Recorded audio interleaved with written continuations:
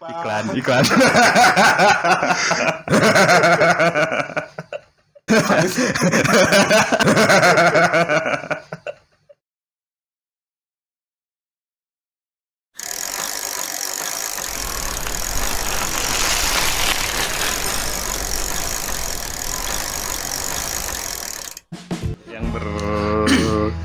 Itu betul Bu, di proyek saya seperti itu. Itu sampai ramai dulu tuh. Satu sisi, satu kubu mengatakan nggak bisa, ini harus hijau. Oh nggak apa-apa ini oranye, nggak apa-apa ini kuning aja gitu kan. Ini kuning juga udah close, artinya ketika kuning udah masih bisa bekerja gitu, masih di ACC. Menurut Ibu gimana? Ya karena banyak ada klien yang bisa banyak itu, ada yang harus hijau, ada yang kalau saya selama berproyek dengan itu nggak akan bisa Nggak akan sampai hijau. karena tingkat risikonya akan tetap sama. Tingkat risiko sama barang kok tingkat keparahan akan tetap sama. Kita hanya bisa menurunkan tingkat risikonya saja. Nah, dia bisa. Kalau kita masih kuning, bisa. Bagi kalau yang pekerjaan ketika seperti adanya. Jadi yang kita bisa turunkan hanya tingkat risiko saja, tapi tingkat keparahan yang akan terjadi dari aktivitas itu tetap sama-sama fatal gitu. Begitu Pak Caris, gimana? Kurang lebih seperti itu. Ya, saya sih terakhir lebih ke masuknya ke kubu yang harus hijau. Ya, di situ banyak sekali orang yang mendukung, mengatakan bahwa memang harus hijau. Kalau hijau berarti, ya kan, yang namanya DC itu kan kalau di kolom-kolom header kan nggak kaku kan, bisa harus panjang lagi gitu kan. Bisa tambahin kolom lagi sampai betul-betul ini resiko betul-betul bisa ditekan atau mungkin dihilangkan, begitu Bu. Mungkin karena saya kerjanya nggak hanya erection saja, saya juga dari perakitan sama pembongkaran. Nah, pembongkaran risiko tidak banyak. Ya betul. Makanya kenapa kalau di perusahaan saya pekerjaan lifting kan kalau orang perakitan untuk post liftingnya juga aktivitas itu dan mendekati semuanya risiko. Jadi sangat susah untuk kalau saya sudah menghitung determinasi bisa asal semuanya 100%, tapi aku tidak bisa. Iya, kalau secara perhitungan kasar, bukan perhitungan stradivari mungkin bisa hijau. Iya. Tapi setelah aktual sangat sulit. Ya. Nah teman-teman, demikian ya. Kalau teman-teman yang ngerti tentang dokumen penilaian risiko, tadi ada pencerahan bahwa memang yang bisa diturunkan itu hanya tingkat risiko yang mungkin terjadi, tapi tidak bisa dihilangkan. Ya, dampak yang akan terjadi ketika itu terjadi itu bisa tetap nilainya segitu. Ketika misalkan kalau kren kolaps, dampaknya seperti itu gitu loh. Nah, bagaimana supaya kren kita tidak kolaps, itu yang bisa kita mainkan seperti ya. Rekayasa teknik, engineering control. Nah, salah satu itu teman-teman. Nah, saya kemarin sempat berdebat panjang juga sih masalah ini gitu kan. Terkait beberapa aktivitas berbahaya di proyek. Nah ini harus, karena waktu pelatihan pun sama, waktu pelatihan khusus tentang hieradisi itu harus hijau Bu. Tidak ada satu klausul atau statement dari dari trainer yang mengatakan itu. Nah sekarang saya dapat masukan itu, kata kuncinya yang bisa diturunkan itu hanya tingkat resikonya saja, dampaknya tetap sama. Begitu juga mungkin di ketinggian ya, pekerjaan ketinggian. Kalau pemahaman saya ya, jika itu hubungan dengan manusia dan alat, itu hanya bisa diturunkan tingkat risiko. Maksudnya kan kita tidak di sini hanya orang alat itu lingkungan. Kalau lingkungan itu hanya bisa itu sih yang pemahaman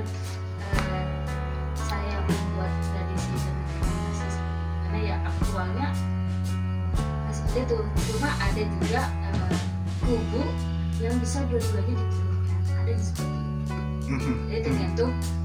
Saya juga pernah dapat ya dari senior sama SE ya. Karena senior SE saya dari Jawa Timur sama daerah Banten itu mereka yang mempunyai banyak pemikiran masalah Indonesia. Dan yang paling penting adalah sesuaikan dengan perusahaan. Tidak ada yang salah. Tidak ada yang salah. Seperti itu. Betul tidak ada yang salah. Betul Putri ya. Jadi memang fleksibel ya semuanya, tergantung memang dengan satu perusahaan Anda, jenis pekerjaan Anda kan seperti itu. Karena memang kalau kita menilai resiko dari hal-hal yang berbahaya kan kebanyakan kita langsung setengah jalan. Artinya gini, ketika kita berbicara lifting rigging, orang langsung ke lifting riggingnya. Padahal dari mulai bawa material sling yang berat-berat, naikin itu kan juga semua ada resiko gitu. Betul sekali. Naikin alat berat ke, kalau ada carrier mungkin ke carrier gitu kan. Untuk mobilisasi juga ada resiko. Nah itu yang sering kita Preparation. sedikit agak terkecoh karena kita ketika berbicara lifting rigging, ketika ngangkat, nurun, ngatur di area lifting rigging seperti itu doang. Apakah dari workshop mungkin dari jalan mungkin bisa. Ketika housekeeping pun betul. ada resiko. Nah itu jadi harus seorang yang terbiasa melakukan penilaian resiko itu akan lebih, mungkin harusnya 2 lembar dia akan jadi 10 lembar gitu benar. Iya kan ya, seperti itu ya kenyataan. Benar teman. Iya. Karena ada banyak pertimbangan yang saling berkaitan. Artinya gini, ketika menilai risiko kan kayak jam gitu ya. Kita mulai sekarang dari bangun pagi berarti ke kamar mandi. Iya. Sampai nanti kembali gitu kan di situ kan gitu ya Bu ya. Iya, benar. Jadi cyclingnya memang seperti itu Mas Ca.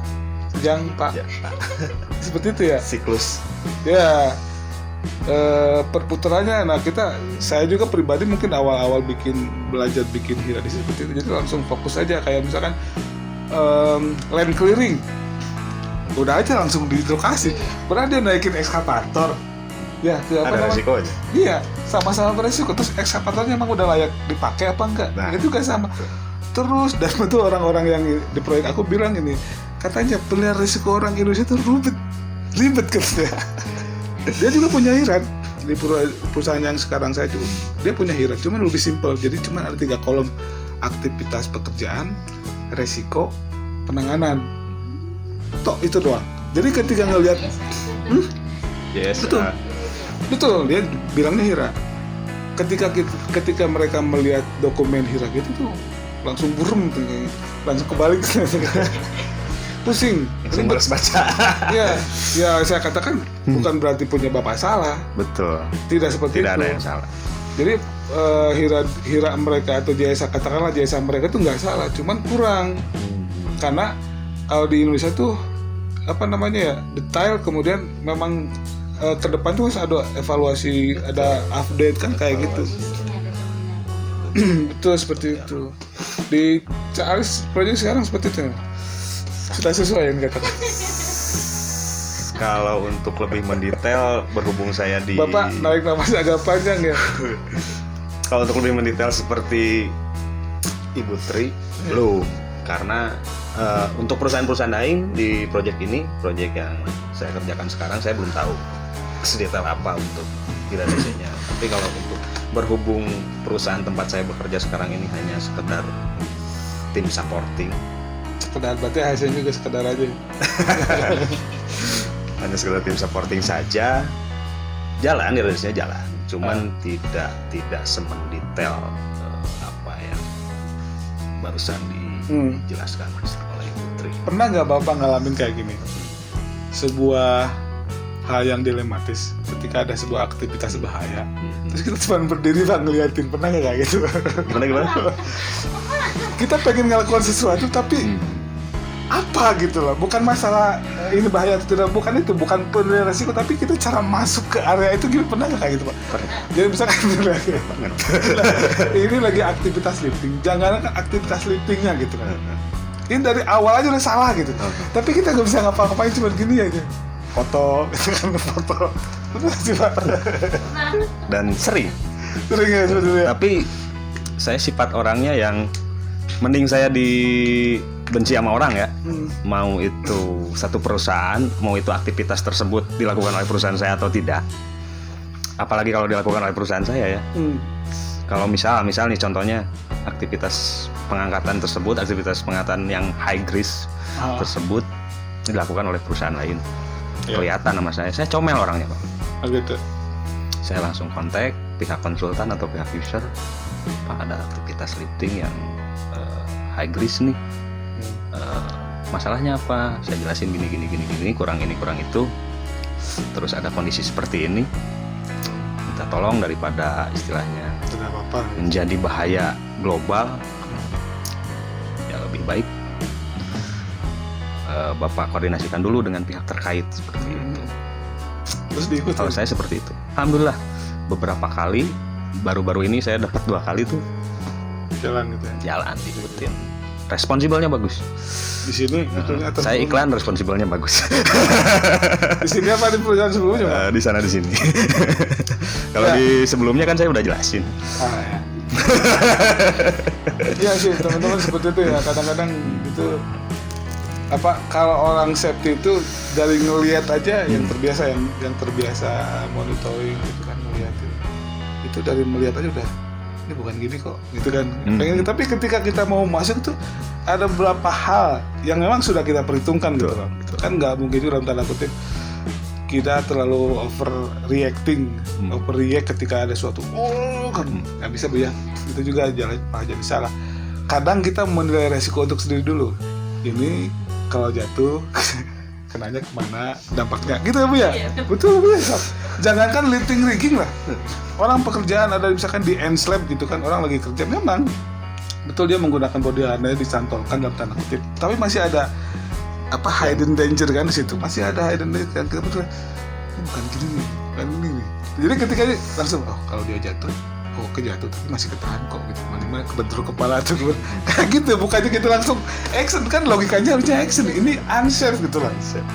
Dua-duanya ada perilaku berbahaya dan kondisi bahaya juga, tapi kadang-kadang diem dulu aja, nanti paling udah lumayan agak dia rehat atau game baru kita ngomong kayak gitu.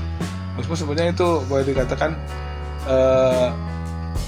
better late than never gitu kan. Nanti kalau orang udah kejatuh dulu mungkin lain cerita kan. Kalau saya dulu seperti itu emang ngalamin yang barusan dijelasin sama Abah, cengok. Itu istilahnya apa, nggak match gitu kan. Bakal ada resiko bahaya yang seperti ini, kurang perfect ini apa proteksinya seperti itu. Kejadian dulu ya karena saya cengok itu nggak ngomong gitu kan. akhirnya kejadian. Padahal hal kecil. Pekerjaan di atas ketinggian 2 meter lah, 2 frame scaffolding 2 meter lebih, 3 meter, 2 frame scaffolding frame, udah standar scaffoldingnya udah wah banget, perkuatannya udah sempurna, body harness, pelindung jatuh, semuanya udah dipakai. Proteksi jatuhnya juga, safety net segala macam, spider netnya udah terpasang, tapi tetap si pekerja tersebut jatuh karena dia menginjak. Jadi ada material joint pin kan bulat, terpleset, menggerolong gitu. Tadi kaitkan. Kalau lanyard body harness itu berapa meter sih? Saya 1, sekian. Dia jatuh ke tangga. Bentul tangga. Jadi space-nya masih kena gitu. Betul, dan mukanya apa? amburadul Pak, Gitu. berdarah-darah seperti itu. Tapi nggak sampai fatal itu. Cuman ya lecet-lecet di muka saja. Betul. Tapi saya sudah melihat itu. Ini kalau gini gitu. Udah menilai sendiri gitu. Sudah melihat sendiri karena di situ banyak sekali material di catwalk tersebut, di pijakan tersebut banyak sekali material joint pin yang berantakan, dia injak. Istilahnya dia nggak housekeeping dulu, dia nggak clear pakai box. Ya teman-teman, Jadi kalau kita bicara APD ya, APD standar ini kembali ke APD. Jadi APD itu sebenarnya kalau menurut saya kalau menurut saya bukan satu alat yang akan menghindarkan Anda dari celaka. Betul sekali. Kalau saya. Kenapa? Kadang justru dari alat itu kita juga bisa celaka. Betul. Gitu ya. Kayak contoh kecil lah, misalkan teman-teman, kita ambil dari pengalaman di lapangan, pemakaian body harness yang full body harness. Itu bagian seat, gitu kan? Kelonggaran salah, terlalu kenceng juga salah, gitu kan. Pernah kejadian memang kan bijinya hilang itu gara-gara itu kan, gara-gara tali dia terlalu longgar, ketika dia kepleset jatuh, bijinya ketarik, pingsan ya. Sisi ergonomik dari APD itu sendiri harus diperhatikan. Ya, jadi tidak hanya cara pakai full body harness ya tinggal pakai, dikaitin kaki, paha, dada segala macam, sudah selesai. Nggak seperti itu. Banyak hal yang memang harus dipelajari, ya itu pentingnya dari training gitu kan. Mau short training segala macam penting sekali, karena memang budaya di kita tuh yang paling berat adalah ya budaya yang paling berat. Gitu kan, orang mau pakai body harness ya asal pakai gitu, nggak tahu bahwa body harness juga mencelakaan. Mungkin itu salah satunya. Betul. Panjangnya taliannya ada 1,5 1,8 sih, 1,2. Iya. Yang absurd itu juga malah jadi berbahaya seperti itu. Yang namanya APD, jadi APD itu memang hanya hanya sebuah alat yang bisa mengurangi kita dari fatal, jadi mengurangi dari dampak. Betul, kayak misalkan jatuh ya kita masih jatuh gitu. Cuman mungkin nggak kalau ketinggian 2 meter, setidaknya masih menggantung, setidaknya masih tertahan. Tertahan pun bisa saja Anda masih terluka seperti itu. Betul Pak ya? Terus saya pernah berdebat juga tuh terkait APD. Masa Bapak hobi banget berdebat? Bukan debat ya, ngobrol santai di tempat ngerokok. Salah satu senior HSE, backgroundnya migas, minyak dan gas. Jadi Pertamini sama gas yang 3 kilo.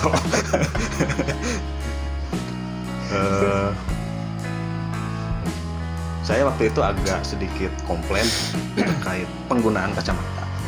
Bukan komplain, tidak setuju. Ya, minta keringanan lah. Yeah. Minta keringanan lah. Kalau untuk yang tidak bekerja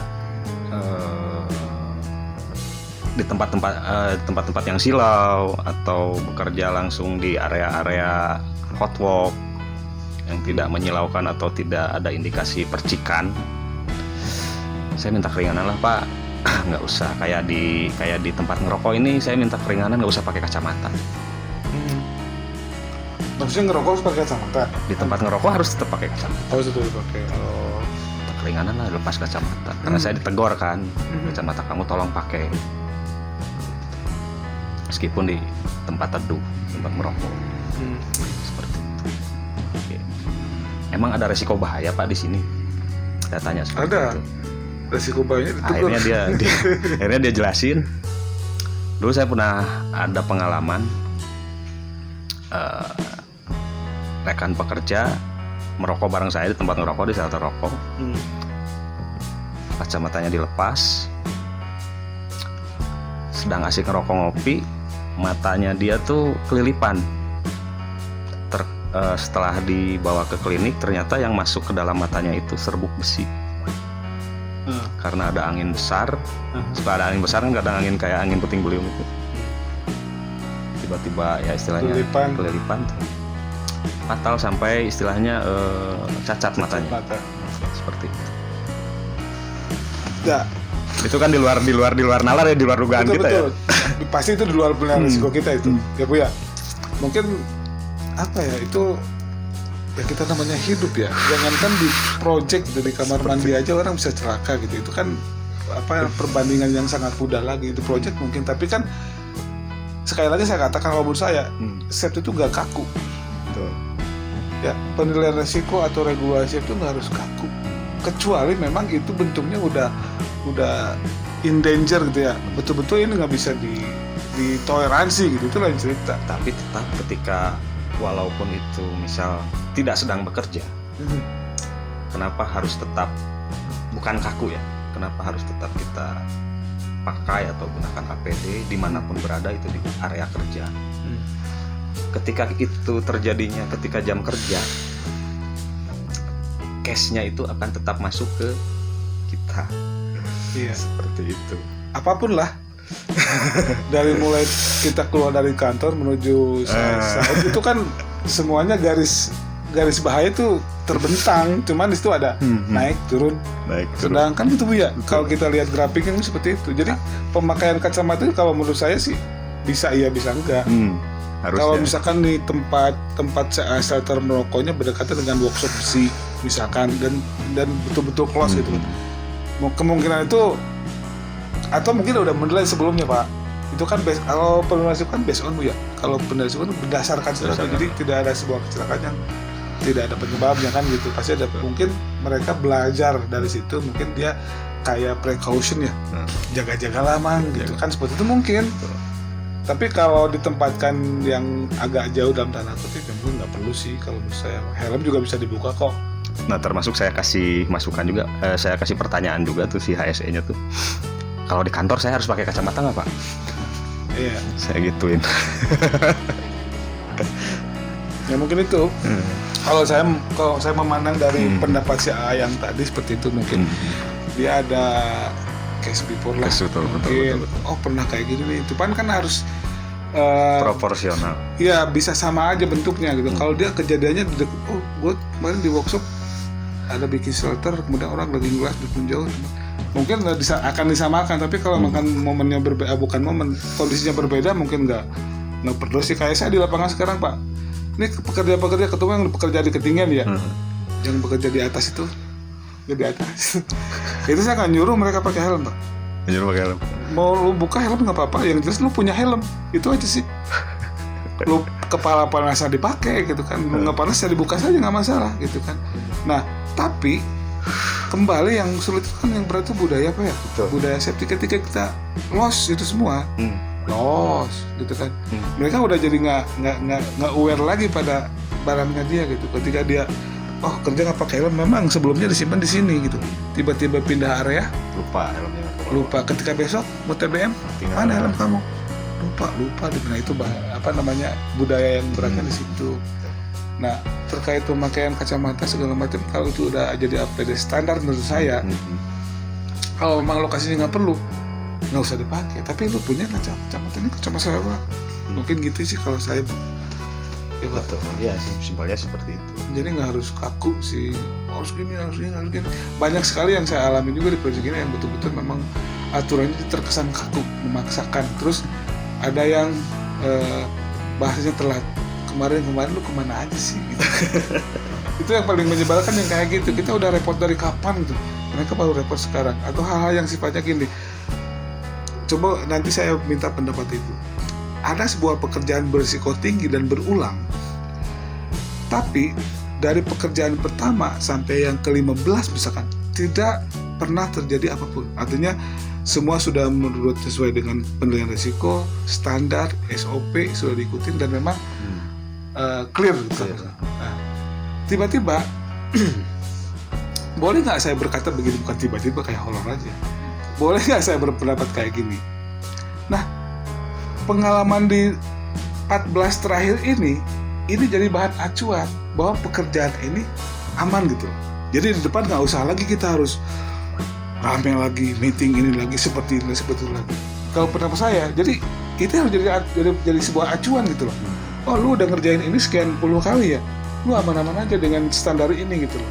Nah sekarang di depan yang mau melakukan aktivitas yang sama ke-15 ini, ngapain lu harus repot-repot lagi gitu? Tinggal lu pakai prosedur ini yang sama, lu jalan aja gitu. Menurut itu gimana? Kalau pekerjaan rutin ya, mungkin nggak usah ada lagi penilaian risiko ya, karena itu rutin ya. Jadi kan itu pekerjaan yang emang tiap hari dilakukan, SOP yang sudah standar, itu lanjut aja. Setuju juga sama Abang, nggak usah perlu ini gitu.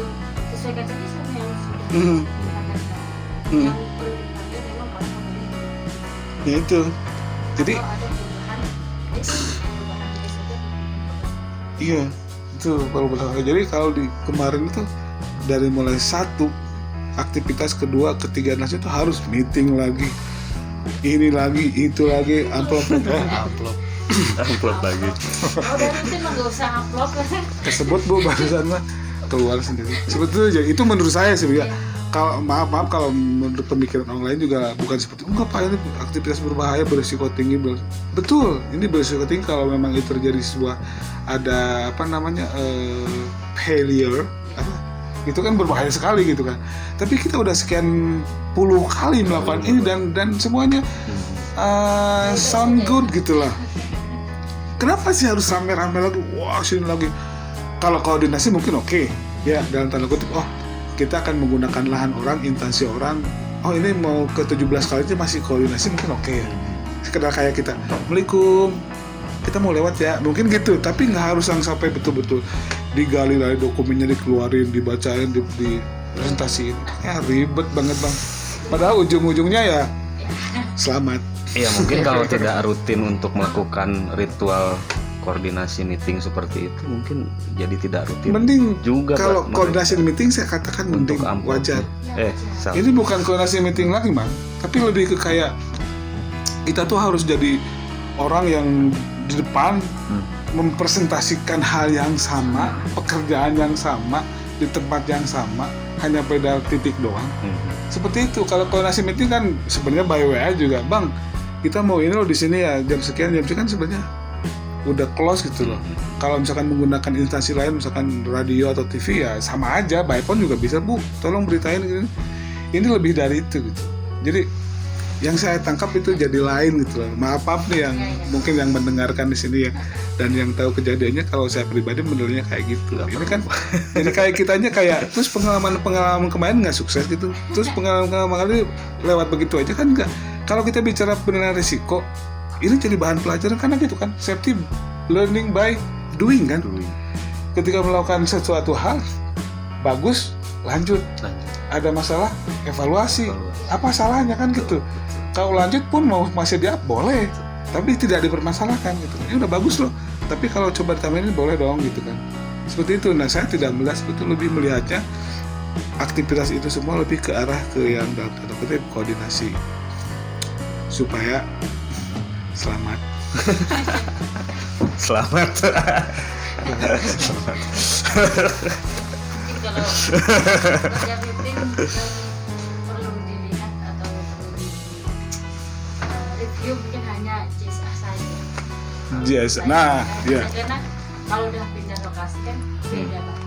Kalau dari awal ke ya itu selamat. Biar selamat kan? Selamat. Ya. Maaf.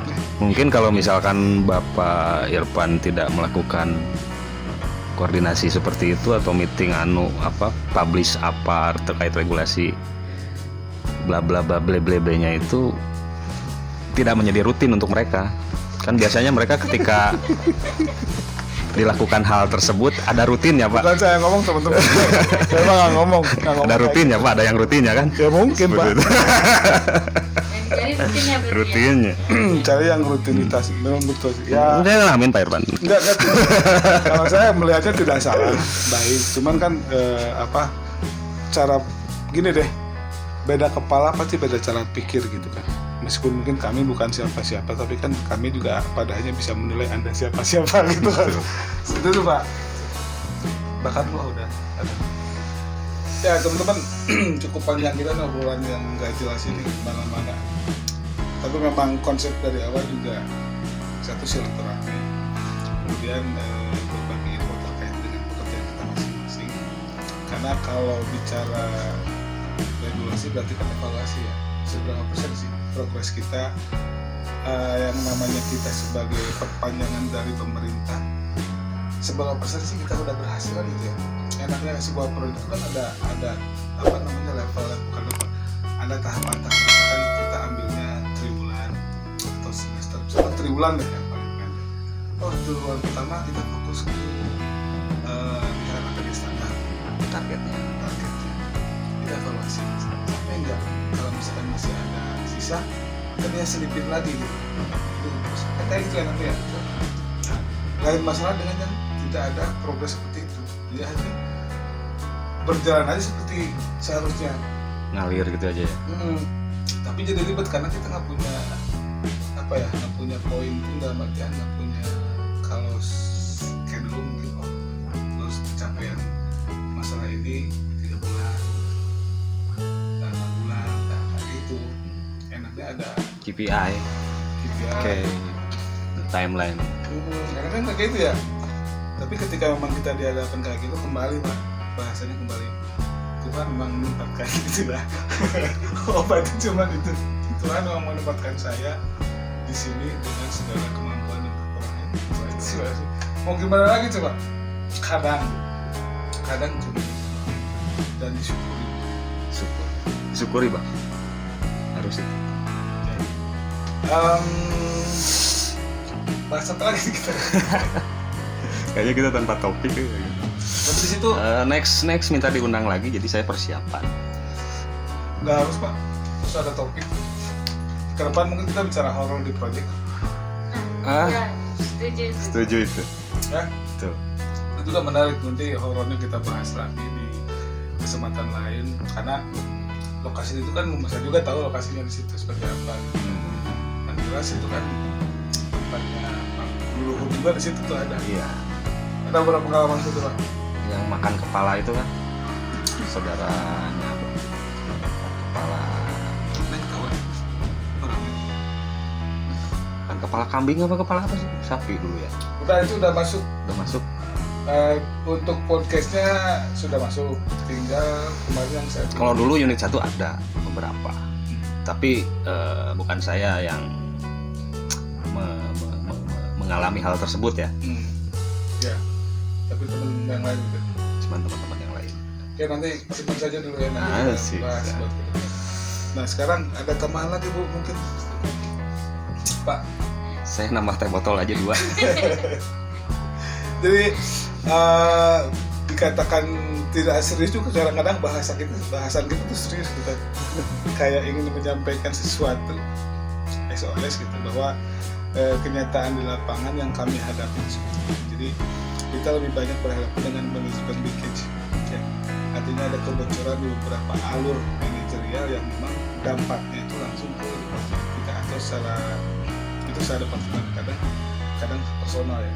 Saya juga di sini mengalami beberapa hal yang seperti sampai hampir berkelahi, bersetegang hanya untuk menegakkan sebuah regulasi. Itu kan lumayan kadang dilema ya. Kita diam salah, kadang-kadang nurani itu apa ya? Bertolak belakang. Bertolak belakang Pak. Kita bisa aja kita diam, bisa aja kita bodoh amat gitu kan. Tapi kita lebih banyak berpikir kalau ada apa-apa itu nggak sih?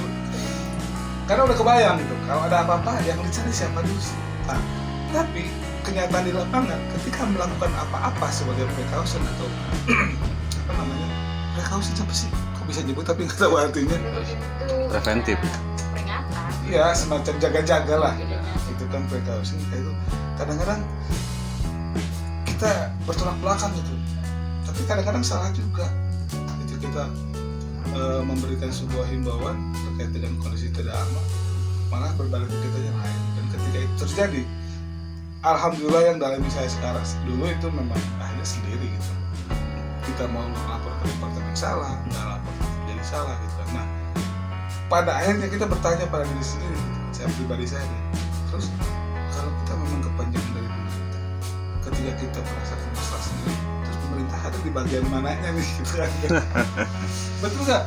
Oke, itu sebagai bentuk dari regulasi terkait dengan pekerjaan utama. Lain-lainnya dari HRD, masalah penggajian, hak dan kewajiban, Eksternal internal. kadang-kadang kita karena tuntutan pribadi ya salah pun tahu pun itu salah nggak nyambung juga diikuti, kan itu jadi dilematisasi yang memang kerap muncul pada sebuah proyek. Sering banget. Ya, kalau Bapak menghadapi itu seperti apa? Sama.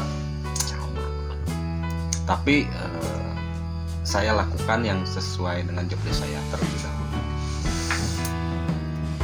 Jadi saya tidak terpengaruh dengan, saya mencoba untuk tidak terpengaruh dengan kondisi tersebut, karena saya pernah punya pengalaman ketika saya terpengaruh dengan kondisi tersebut, jobdesk saya tidak saya lakukan sepenuhnya. Kerja saya semaunya dengan pikiran yang gimana Jadi ya? kalau Ruwet. kalau sholat mah tinggal gerak doang. Tinggal gerak doang. Nilainya Nggak nilainya sama sekali. pada itu. Tapi kalau untuk yang sekarang saya mencoba saya berjalan di alur saya sendiri. Bukan di alur saya sendiri sih, sesuai jobdesk saya. Alhasil ketika perusahaan untuk ABC yang di luar apa ya, di luar jalur profesi yang saya jalani ini, ya saya mencoba fleksibel selama itu tidak apa. Kalau lu nggak nyenggol langsung ke gua mas ada aja. Gitu. Selama itu masih bisa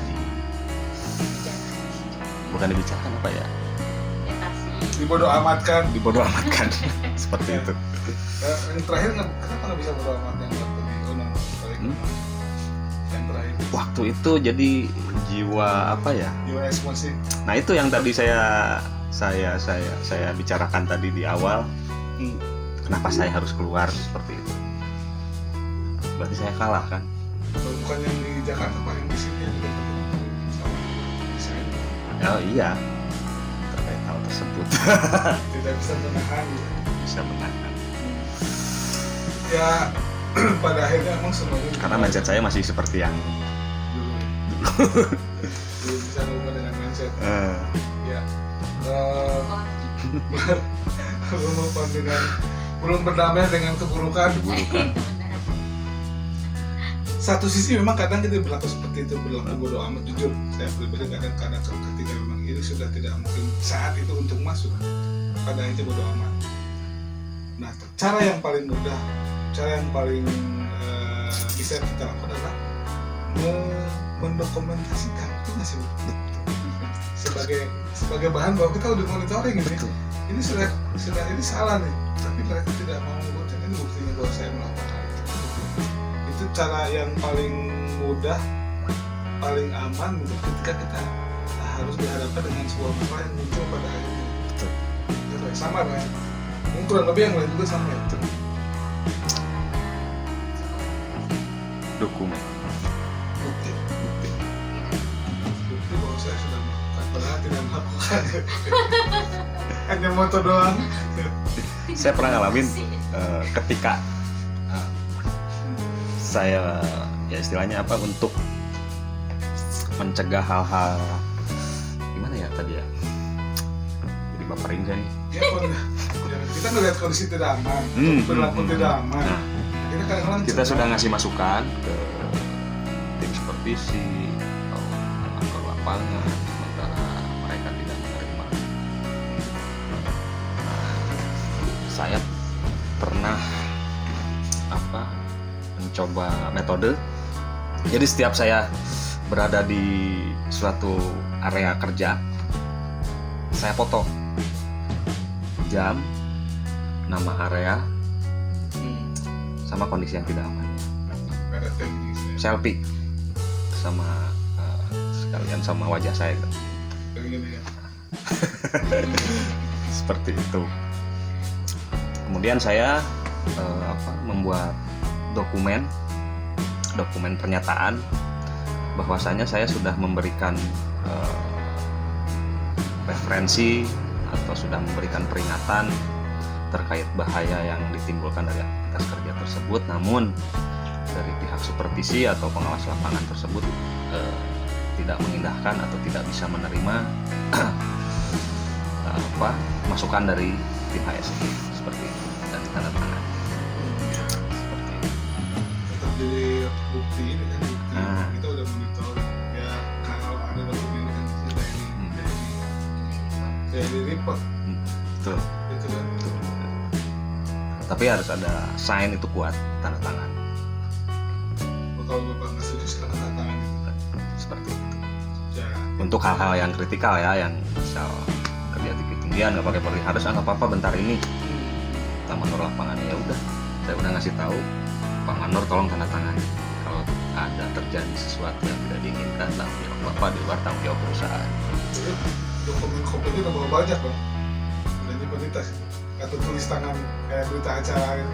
Saya emang konsep dulu. Hmm. Ketika saya beberapa kali mendapatkan situasi yang demikian, lama-kelamaan mikir, Pak, ini kalau terus-menerus seperti ini nggak bisa dibiarin dong, pasti bakal kejadian. Iya. Seperti itu. Akhirnya saya konsep seperti itu, saya bikin berita acara, Rata-rata mereka mau tantangan. tanda tangan, mau nggak mau saya paksa tanda tangan, kalau nggak saya langsung up ke atas, seperti itu. Ya. Jadi pada akhirnya tetap yang namanya komitmen, ya, visi-misi, kemudian apa lagi, polisi, Pasti ya memang tidak harus itu nilai awal dari kesungguhan sebuah perusahaan itu ya. itu komitmen. Meskipun itu fake kadang-kadang, tapi kenyataan kebanyakan fake hanya untuk tulisan doang. Jargon. figuran. Tapi setidaknya itu dari bagian untuk kita mengembalikan ketika ada masalah. Kan bapak katanya komitmen seperti ini, komitmen kenapa tidak melakukan seperti itu ya? Meskipun ya kadang-kadang kejauhan juga kita berpikir seperti itu. Toh pada kenyataan kita kadang dibiasakan untuk menghadapi masalah-masalah seperti itu langsung dihadapi langsung, karena kita yang dikejar bukan kita. Nah, Itu untuk mensiasatinya salah satunya. iya betul. Bagian hal yang termudah yang bisa kita lakukan seperti itu, dibanding dengan kita harus bersetegang, harus teratur dengan hal-hal yang memang mereka juga tidak respect dengan regulasi. Ngapain kita harus repot-repot bahayain diri sendiri atau bahayain posisi kita? Sudah, ingatkan, dokumenkan, selesai. Artinya gugur kewajiban tuh ya. Ketika tidak ada apapun, Dan konsep yang saya buat seperti tadi itu saya adopt dari hasil sharing saya bersama salah satu senior HSE. Jadi dulu dia punya manajer HSE, itu akibat terjadi kecelakaan kerja, manajer HSE mantan bos senior HSE tersebut penjara karena dia tidak memiliki cukup bukti untuk meringankan seperti itu. Jadi seperti itu Bapak Ibu. ya Pak Aris, tadi lagi bahas teman-teman. Ya teman-teman begitu ya kurang lebih. Kita bukan ingin sebenarnya bukan ingin memperlihatkan bahwa pekerjaan kita itu Rumit. berisiko tinggi, enggak. Tapi emang rumit. Itu enggak dikit rumitnya maksudnya. Cuman karena kita udah merasa terbiasa dengan pekerjaan ini, itu satu. Kedua mungkin jadi memang tuntutan kehidupan kita, memang kita dikasihnya di sini. Pada akhirnya mau tidak mau kita harus menjalankan itu ya. Seberapapun sulitnya masalah di pekerjaan kita, kadang meskipun kita suatu saat mungkin akan merasa ya capek, mengeluh, itu wajar manusiawi. Tapi memang ketika kita mau tetap di situ, ya kita harus bertahan gitu kan. Solusi yang paling gampang adalah keluar, ganti perusahaan lain atau ganti pekerjaan. Itu aja sih yang tip-tip yang paling mudah ketika memang kita sedang bekerja, ketika Anda atau teman-teman sedang berada pada satu posisi dilematis di pekerjaan Anda. Hanya dua pilihan, lanjut atau mundur, itu aja. Kalaupun misalkan kita merasa bahwa atasan kita bodoh, itu salah. Dia kalau bodoh tidak akan menjadi atasan. Tuh. Cuman mungkin ya kelebihan ada satu kekurangan yang mungkin kita lebih dari dia, itu aja sih. Lain-lainnya kenapa dia jadi pemimpin? Karena dia mungkin layak menjadi pemimpin. Kalaupun penilaian kita salah, ya ada satu yang salah menurut kita. Kalau menurut mereka kan tetap Ya, punya opini masing-masing. masing-masing gitu. Itu yang terakhir adalah yang namanya bekerja, yang namanya pekerja, level apapun Anda, yang namanya pekerja, ya pekerja, gitu kan. Nggak akan mungkin jadi owner gitu lah. Ya, karena sunnah Nabi pun adalah dagang ya, usaha, bisnis itu sunnah Nabi. Nah, kalau kita masih menjadi pekerja, ya nikmati aja. Selama itu masih dalam batas toleransi akal, pikiran, emosi kita, hajar, jalani aja. Jalan. Kalau menurut saya, kalau itu saya Paris, kalau Paris gimana? Ini terakhir aja. terakhir ya mungkin untuk rekan-rekan HSE seluruh jagat raya, lakukan profesi kita sesuai dengan apa yang diamanahkan oleh Undang-Undang Nomor 1 1970. Lakukan hal tersebut. Adapun perusahaan ini misal nggak minta nih, nggak nyuruh, nggak apa, saya lebih setuju yang tadi kata Abah. Saya lakukan dulu, saya buat dulu regulasi, entah itu dokumen yang terkait untuk pemenuhan K3, penuhi semua itu dan lakukan job desk Anda sebagai seorang HSE. Maupun hal-hal lain yang mengganggu aktivitas tersebut yang diakibatkan oleh intervensi baik dari pihak eksternal atau internal perusahaan, itu hanyalah bumbu. Seperti itu. Jangan lupa modus. Intinya nanti kalau udah untuk rekan-rekan HSE yang baru bergabung di dunia HSE, jalani aja dulu, nikmati aja dulu. Nanti kalau dipikir ribet pasti ribet ya. Tapi nanti kalau udah terbiasa, kadang-kadang kita bisa lebih tahu daripada engineer. Betul. Iya nggak sih? Betul. Pernah kejadian di mana bos kita atau atasan kita lebih percaya ke HSE daripada engineer sendiri. Betul nggak sih Pak? Iya nggak sih? Itu pengalaman yang real sekali gitu. Saya lebih percaya ke orang HSE daripada kamu kan. Artinya mereka tidak percaya dengan kapasitas mereka di departemennya dibanding dengan departemen kita. Termasuk saya suruh ngecekin lampu yang lagi di Betul. commissioning. Tahu kan yang zona apa tuh? Nah itu udah mau commissioning. Ini waktu masa tahap konstruksi. Ketika akan ada aktivitas pengecoran malam, kita harus tahu kubikasi, jenis konkret. Kalau manpower dan lain mungkin oke, bagian kita ini yang namanya jenis konkret, kubikasi, mutu betonnya. kan kayak lucu, tapi ketika memang itu diumpankan harus dijalankan oleh kita jalani aja gitu. Kubikasi berapa, jenis konkretnya apa, segala macam dan lain-lain. Nah pada akhirnya ada hal yang lucu gitu, bahwa departemennya sendiri nggak percaya masing-masing. Dan sampai disuruh nungguin takut si cor-corannya tuh digelonggong pakai air kan. Suruh liatin.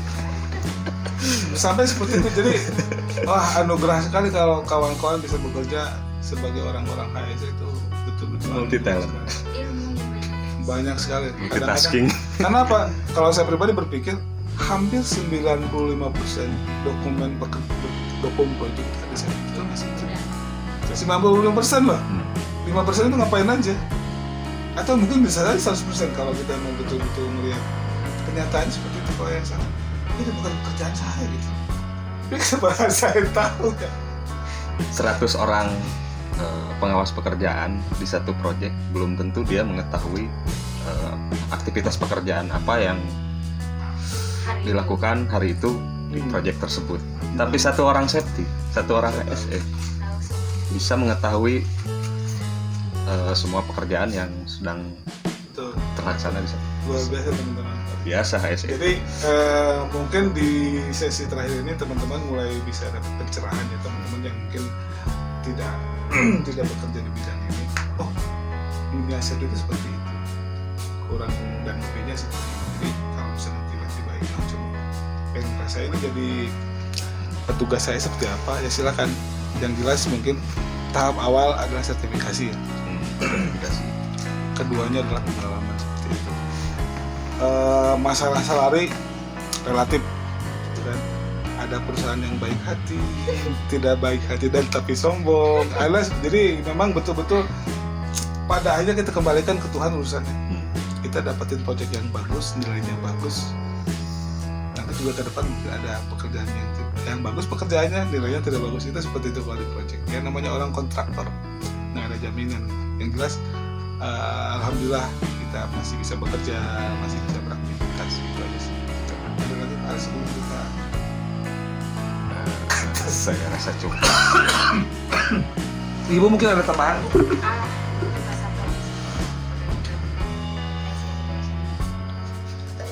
lagi kondisinya mungkin sedang di ujung tanduk lah ya.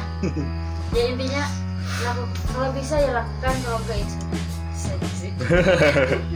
Kedua, Kalau bisa ya lakukan, kalau nggak bisa ya sudah. Sudah. Saja. pilihan ada di kita ya. Ya. Tuh. Saja. Kuat lanjutkan, tidak kuat hentikan. Seperti saja. Kuat lakoni, kuat tinggal ngopi. Ah, Oke teman-teman, demikian ya. Satu lagi. Apa? Untuk rekan-rekan HSE yang baru bergabung dengan dunia HSE, kunci seorang HSE adalah komunikasi. Jangan miskom, Komunikasi yang baik. Jalin komunikasi yang baik. jangan jaim-jaiman. Jangan jaim-jaim. Oke teman-teman, sepertinya kita harus berakhir karena kepanjangan ini kalau panjang dipotong. Yang jelas saya pribadi bersyukur kita masih bisa berkomunikasi dengan suami istri ini yang masih setia di bidangnya. Artinya tiap pekerjaan, tiap proyek itu pengalaman baru. Oke teman-teman, terima kasih sekali lagi atas atensinya, bahwa kita ngobrol seperti tadi ya, seperti ini kita nggak ada pokok bahasan inti, nggak ada makalah yang Tanpa kita bahas, persiapan. nggak ada storyboard, nggak ada scene, kita ngomong apa adanya, sebebas-bebasnya meskipun tetap dalam alur atau koridor yang benar. Dan buat teman-teman yang baru mampir di channel ini, bisa dukung kami dengan tekan tombol like, share, subscribe, biar saya bisa tambah lebih semangat untuk membuat konten-konten yang bisa memberikan manfaat untuk teman-teman semua. Dan untuk teman-teman yang merasa ada hal yang tidak setuju, ada hal yang tidak sesuai, silakan cantumkan di kolom komentar. Pak Aris, terima kasih atas kehadirannya. Terima kasih banyak. Besok mulai kerja? Besok mulai kerja. Kita semua besok mulai aktivitas, mudah-mudahan kita semua sehat ya. Dijauhkan dari hal-hal yang mustahil seperti corona ini. Tuh. Penyakit yang kita lihat tapi ada. Pak Aris, terima kasih Ya. atas waktunya. Sama-sama Bapak Irfan. Saya selalu ibunya terima kasih selalu. Baik teman-teman, sekali lagi saya terima kasih. Assalamualaikum warahmatullahi wabarakatuh.